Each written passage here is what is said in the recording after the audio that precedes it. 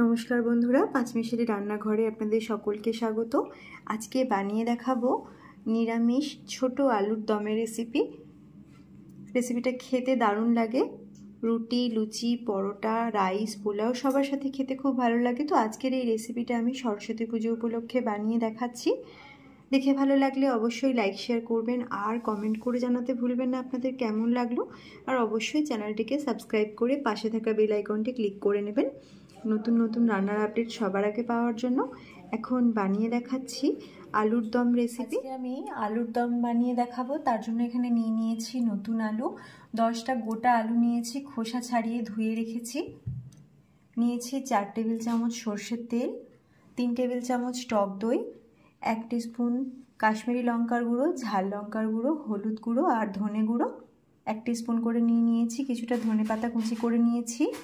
এখানে নিয়েছি দারচিনি, কিছুটা জিরে আর এলাচগুলো ভেঙে রেখেছি। চিনি আর নুন নিয়েছি স্বাদ মতো ব্যবহার করব।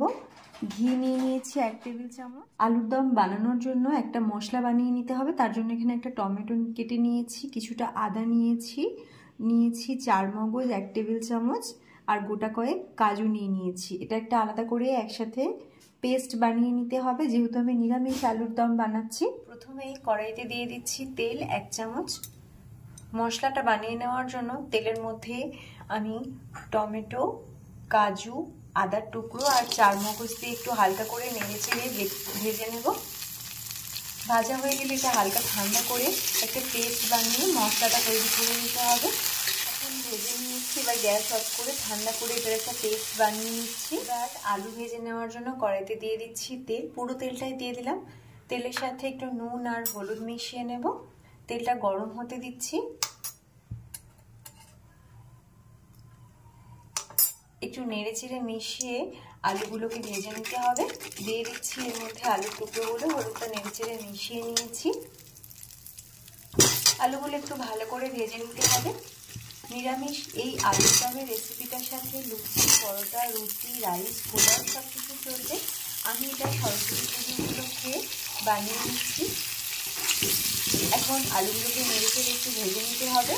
আলুগুলো খুব ভালো করে ভেজে নিয়েছি। এবার একটা একটা করে আলু তুলে নিতে হবে।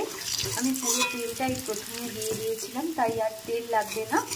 এই তেলের মধ্যেই আলু ভেজে নেওয়া আলুগুলো তুলে ফোড়ন দিয়ে দেব। ফোড়নটা একটু ভাজা ভাজা গন্ধ আসা পর্যন্ত এভাবে দিয়ে দিচ্ছি। তেলটা গরম আছে, বেশ সুন্দর একটা গন্ধ আসছে ফোড়ন ভাজার। এবার এর মধ্যে দিয়ে দিতে হবে লঙ্কা গুঁড়ো, হলুদ গুঁড়ো, ধনে গুঁড়ো আর কাশ্মীরি লঙ্কার গুঁড়ো। সামান্য একটু জল মিশিয়ে মশলাটাকে নিয়ে নিতে হবে।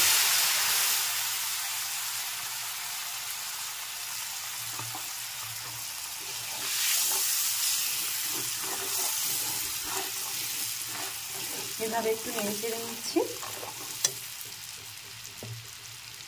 এখন যে মশলাটা আমি আলুর দম বানাবো বলে পেস্ট বানিয়ে রেখেছি দিয়ে দিচ্ছি।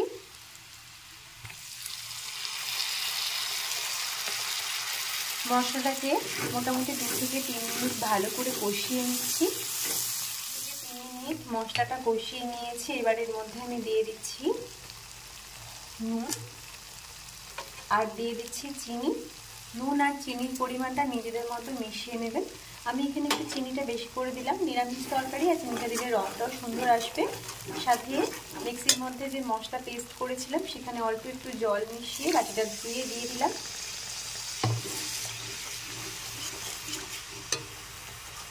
এবার এর মধ্যে দিয়ে দিচ্ছি ভেজে নেওয়া আলুগুলো।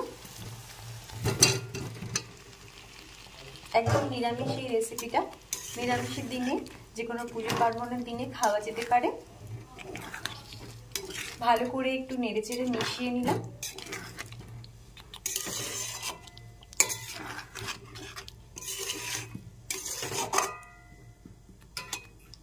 এবার দিয়ে দিচ্ছি এর মধ্যে জল, আলু সেদ্ধ হওয়ার মতো। খুব বেশি পাতলা হবে না, তাই জলের পরিমাণটাও খুব বেশি মেশালাম না।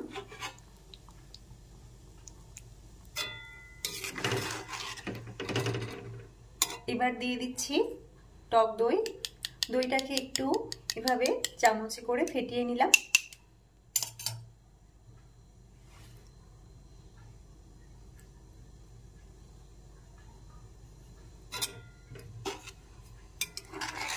কালারটা বেশ সুন্দর এসেছে। দইটা দিয়ে মিশিয়ে দিয়েছি। এখন ঢাকনা দিয়ে ঢেকে রান্না করে নেব। সিদ্ধ হয়ে গেছে, ঢাকনা দিয়ে ঢেকে রান্না করে নিয়েছি। গ্রেভিটাও প্রায় শুকনো শুকনো হয়ে এসছে, একদম মাখা মাখা হয়েছে। আলুটা ভালোভাবে সিদ্ধ হয়ে গেছে। এবার আমি এর মধ্যে উপর থেকে ঘি ছড়িয়ে দিচ্ছি।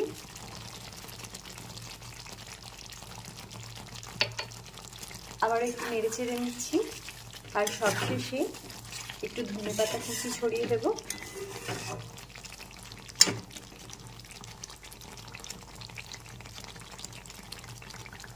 এখন একদম রেডি হয়ে গেছে আলুর দমের রেসিপি। গ্যাসটা অফ করে দিচ্ছি। এখন একদম রেডি হয়ে গেছে নিরামিষ আলুর দমের রেসিপি। আপনারাও ট্রাই করতে পারেন রেসিপিটা।